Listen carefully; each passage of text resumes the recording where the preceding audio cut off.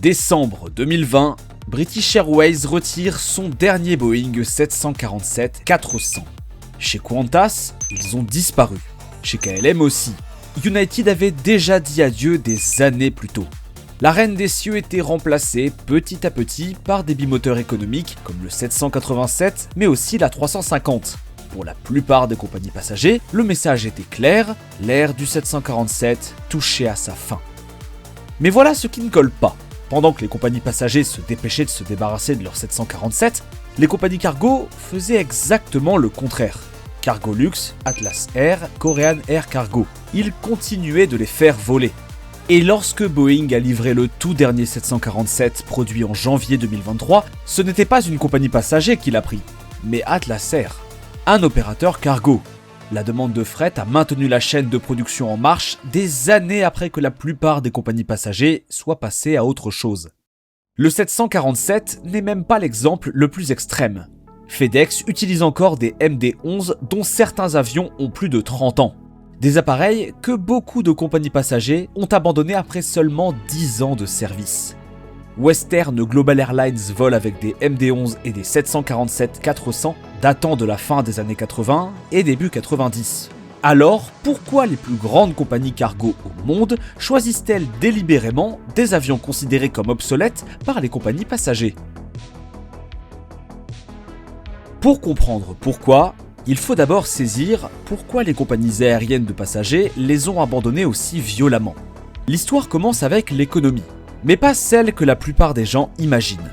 Pour les compagnies aériennes de passagers, l'avion n'est pas juste un équipement, c'est leur produit.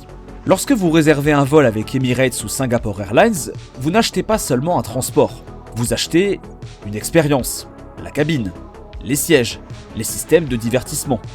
Cet ensemble façonne la perception de la marque par les passagers. Cela crée une pression perpétuelle pour se moderniser. Une compagnie qui exploite des avions datés se retrouve immédiatement en désavantage face à la concurrence.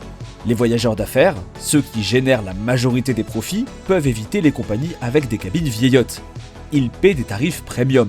Ils ne devraient pas voler sur des avions anciens. Mais parfois, ils n'ont pas le choix. La perception de la marque n'est qu'une partie de l'équation. Le point crucial, c'est la consommation de carburant. Les compagnies aériennes opèrent avec des marges extrêmement fines, souvent autour de quelques pourcents dans une bonne année. Sur un vol transatlantique, le carburant peut représenter environ 30% des coûts d'exploitation. Chaque point de pourcentage d'amélioration se traduit directement en rentabilité. Sur des milliers de vols par an, même de modestes gains d'efficacité s'amassent en millions de dollars. C'est pourquoi les compagnies sont obsédées par le coût par siège mile. Ils calculent précisément combien coûte le déplacement d'un passager sur un mile. Et ils optimisent sans pitié autour de ce chiffre. Une amélioration de 15% de la consommation représente un avantage concurrentiel énorme, comme celui offert par un Boeing 787 ou un Airbus A350 face à leurs prédécesseurs. Les mathématiques deviennent encore plus dures lorsqu'on regarde les taux d'utilisation. Les compagnies font voler leurs avions intensément. Un long courrier gros porteur peut voler 10 à 16 heures par jour, soit 4000 à 5000 heures de vol par an. À ce rythme, toute inefficacité dans la consommation de carburant coûte une fortune. Un avion qui brûle 5% de carburant en plus que ses concurrents coûte des millions de dollars supplémentaires chaque année. Ensuite, il y a l'environnement réglementaire. Les compagnies subissent un contrôle sévère sur le niveau sonore, surtout dans les aéroports internationaux majeurs. Les normes de bruit se durcissent régulièrement partout dans le monde. Les avions plus anciens dotés de moteurs plus bruyants ont des restrictions opérationnelles, des surtaxes. Cela les rend économiquement non viables sur les routes les plus rentables. Les règles environnementales ajoutent une autre pression. Avec un accent croissant sur les émissions de carbone et la durabilité, les compagnies craignent un impact négatif sur leurs images si elles utilisent des avions plus vieux. Les politiques de voyage d'affaires favorisent de plus en plus les flottes récentes et plus vertes. Les investisseurs et régulateurs exigent des preuves de progrès en matière de réduction des émissions. Le résultat, c'est une course à l'échelle de toute l'industrie vers la modernisation. Lorsque Boeing a lancé le 787 Dreamliner et Airbus l'A350, les compagnies ont commandé par centaines. Plus tard, les carnets de commandes ont explosé à plusieurs milliers d'avions.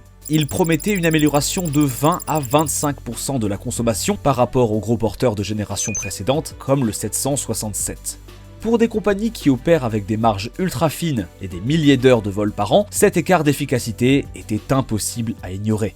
Les conséquences pour les anciens types d'avions ont été dévastatrices. Le Boeing 747, autrefois reine du ciel, a vu ses opérateurs passagers retirer leur flotte très rapidement. Des années avant, les MD-11, Lockheed Mi-11 et DC-10 avaient disparu complètement du service passager. Les compagnies n'arrivaient pas à se débarrasser suffisamment vite de ces avions. Ce qui fait que certaines d'entre elles cédèrent parfois à perte juste pour les retirer de leur compte. Le message de l'aviation commerciale semblait clair et unanime. Les avions plus anciens n'ont pas leur place dans les opérations modernes. Mais voilà que l'histoire prend un tournant inattendu.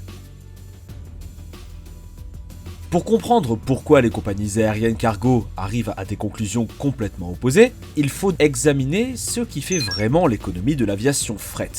Les compagnies passagers optimisent un indicateur qui est appelé le coût par siège disponible par mile. En gros, combien ça leur coûte pour transporter un passager. Mais les cargos fonctionnent avec un autre calcul. Le coût total sur tout le cycle de vie par tonne-kilomètre. Ils mesurent combien ça leur coûte pour déplacer la marchandise sur toute la vie utile de l'avion, pas seulement sa consommation sur chaque vol. Cette différence change tout. Lorsqu'une compagnie passager évalue un avion, la consommation de carburant domine. Leurs avions volent tout le temps. Une forte utilisation fait exploser les coûts de carburant, mais les cargos volent souvent beaucoup moins d'heures par an.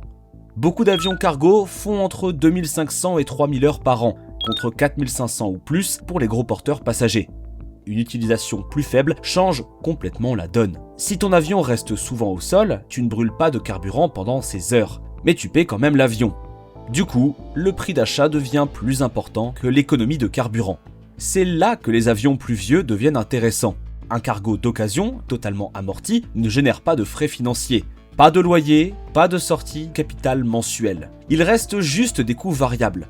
Le carburant, l'entretien, l'équipage. Pour les opérateurs dans un marché du fret volatile où les revenus bougent beaucoup selon les cycles du commerce mondial, cette situation financière offre une chose précieuse, la flexibilité. Sauf s'ils sont financés, bien sûr. L'économie qui condamne les avions plus anciens en service passager devient étonnamment avantageuse dans les opérations cargo. Chaque faiblesse qui éloignait les compagnies aériennes passagers se transforme en une absence d'importance ou en un vrai atout. Si on commence par la différence la plus évidente, le cargo ne se plaint pas. Le fret n'a pas de préférence sur le bruit en cabine, l'écartement des sièges ou le divertissement en vol. Les colis ne laissent pas d'avis négatif. Ils ne changent pas pour la concurrence parce que la cabine fait vieille. Ça supprime donc la pression des marques qui poussent les compagnies passagers pour renouveler sans cesse leur flotte. Un cargo de 35 ans offre une qualité de service identique à un tout neuf. Les deux transportent le fret en toute sécurité d'un point à un autre.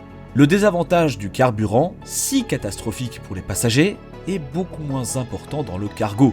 Les compagnies cargo n'ont pas les mêmes fréquences ultra hautes des compagnies passagers. Là où un gros porteur passager peut faire 8 à 10 vols par semaine, un cargo en fait moins. Moins utilisé, l'inefficacité de carburant augmente plus lentement. L'écart entre un avion ancien qui consomme 10% de plus et un neuf se réduit. Réparti sur moins d'heures de vol annuelles, la différence devient gérable. De plus, les revenus du cargo sont très volatiles. Les tarifs peuvent doubler ou s'effondrer en quelques mois. Les flux mondiaux changent, l'e-commerce monte et redescend. Les ruptures dans la chaîne logistique réajustent les marchés du jour au lendemain. Pendant la pandémie, les tarifs de fret aérien ont explosé à des sommets historiques. 2 ans plus tard, ils sont revenus au niveau d'avant. Les compagnies avec des coûts fixes très élevés, engagées sur des avions neufs en leasing, ont subi des pertes énormes en période de crise. Celles avec des avions plus anciens totalement amortis pouvaient juste les mettre au sol en attendant. Peu de pénalités financières, puis redémarrer lorsque la demande revient.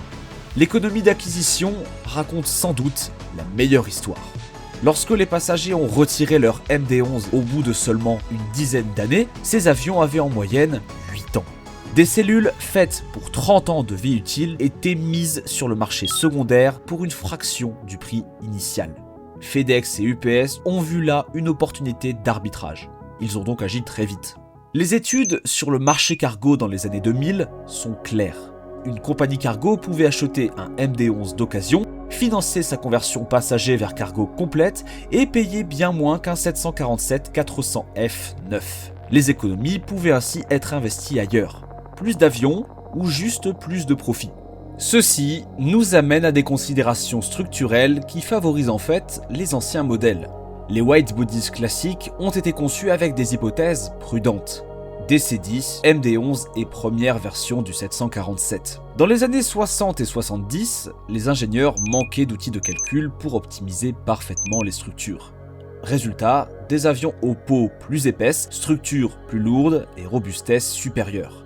Pour les passagers, ça voulait dire du poids inutile.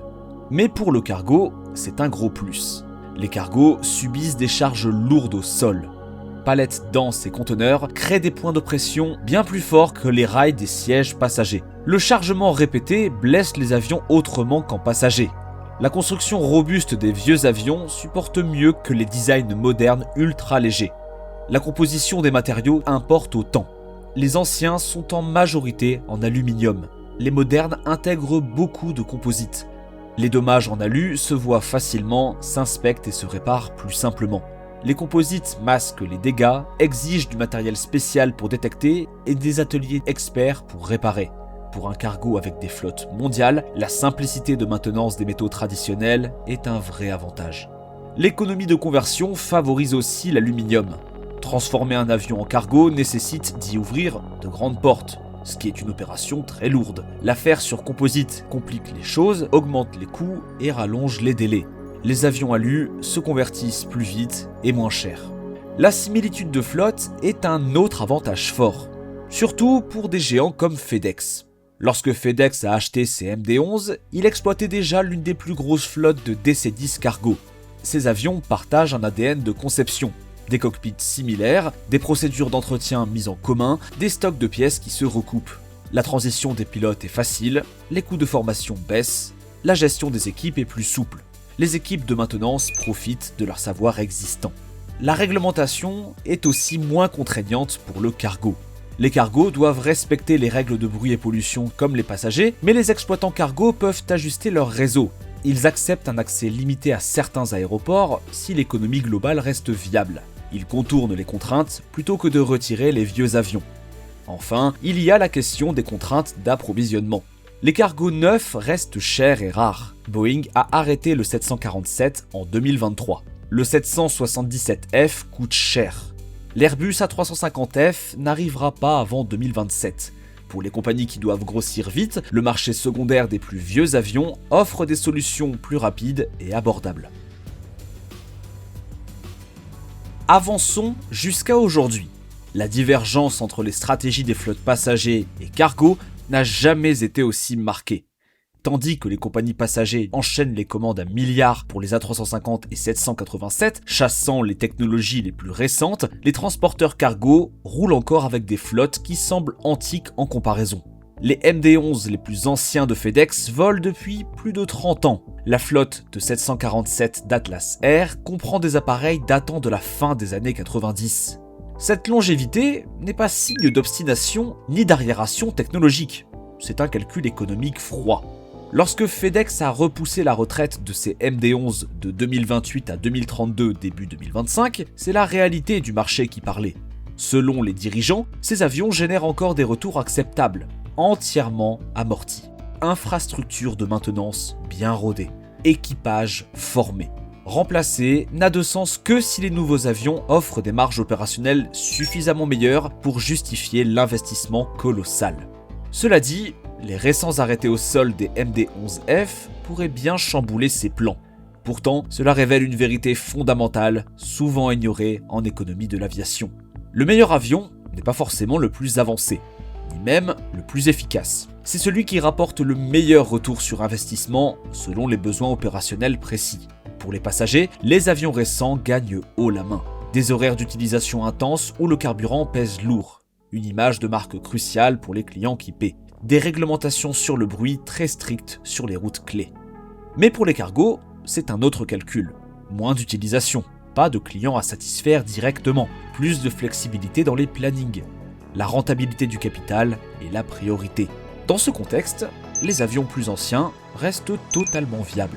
Les 747 cargo, MD-11 et 767 convertis qui investissent les pistes dans le monde ne sont pas des reliques en attente de pension, ce sont des machines à profit qui gagnent toujours leur place dans le ciel. Dans un secteur obsédé par l'efficacité et la modernisation, le cargo livre une leçon contre-intuitive. Parfois, la solution la plus rentable, c'est l'avion que tes concurrents ont laissé tomber il y a des décennies. Tant que ces avions restent mécaniquement fiables et économiquement rentables, ils continueront de voler. En aviation cargo, l'âge n'est qu'un chiffre dans le carnet de bord.